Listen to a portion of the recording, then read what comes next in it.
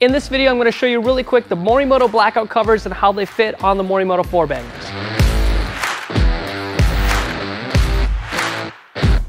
Did you know that depending on where you live, if you're driving on public roads, if you have an LED off-road pod light and it doesn't have a cover on it, that it could be illegal? That's why we really recommend running with covers. Morimoto 4Bangers now have a cover. It's this little rubber cover and it fits very well. Let me show you a couple different places that it works and then a couple places it doesn't work. If you haven't heard of the 4Bangers before, it's one of the top performing LED off-road pod lights. We've tested a lot at Headlight Revolution. This one comes out on top, so that's why we made so many videos of them. Now, what you see here is one of the world's first 4Banger light bars. Let me show you how to mount the blackout covers to these. It's very simple.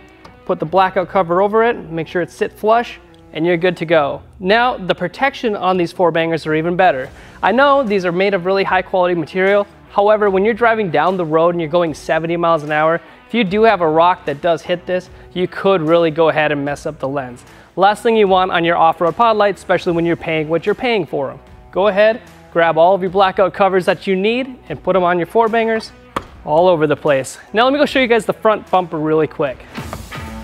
Now, what if you have an aftermarket bumper like this Tacoma has? Well, the 4Bangers are generally recessed really far in, which makes it really hard to put the 4Banger blackout covers on it. Now, thankfully, you don't need to put the Morimoto 4Banger blackout cover in the fog light area because the Morimoto HXB, their highest end 4Banger pod light, or the NCS, their entry-level pod light, they're all photometrically SAE compliant. If you get the wide beam pattern, it doesn't matter if you get it in yellow or in white, which means you don't have to run a blackout cover on them. Now, what about flush-mounted 4Bangers? Do you need a blackout cover for that? Thankfully, this Toyota actually has a place to mount off-road pod lights right here in the grille. So this would be considered a flush mount system. Now, the Morimoto 4Banger does not have a lot of room here, as you can see. So when you grab your blackout cover, the blackout cover will not fit. So in this case, the Morimoto 4Banger blackout covers will not work on an off-road pod light if you have a flush mount system. What about the A-pillars? Let's go look.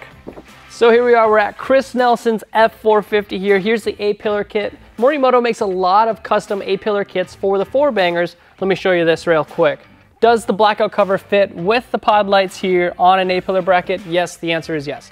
Very simple. A lot of the off-road pod lights out there are not very bright. These are very bright, and the blackout covers do a very good job keeping you safe when you're down the road.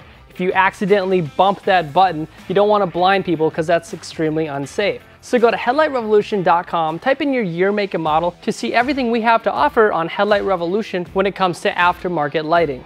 At Headlight Revolution, we do lighting better because we test. We test every single product that's on headlightrevolution.com because we don't want you guys buying garbage. We don't want you buying something that isn't as bright as your stock headlights. We don't want you buying something that's a terrible off-road LED pod light. So we test so that you guys can get what you deserve. Now, if you got something else for us to test, post it in the comments below because I would love to see if it's any better or brighter than what we're offering at Headlight Revolution. Thank you for watching, and we'll talk to you soon.